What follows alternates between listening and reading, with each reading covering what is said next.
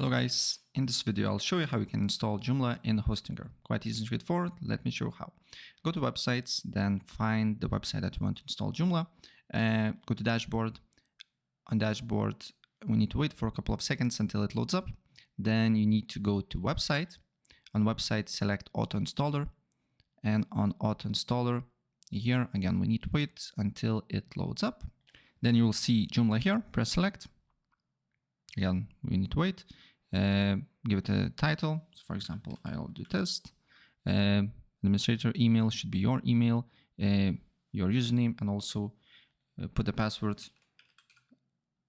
And do not forget it. All right. Press next. Update only with to a minor version. Install, and then you just need to wait. And that's how you can install Joomla. So if I help you out, please press like and subscribe for more. Take care.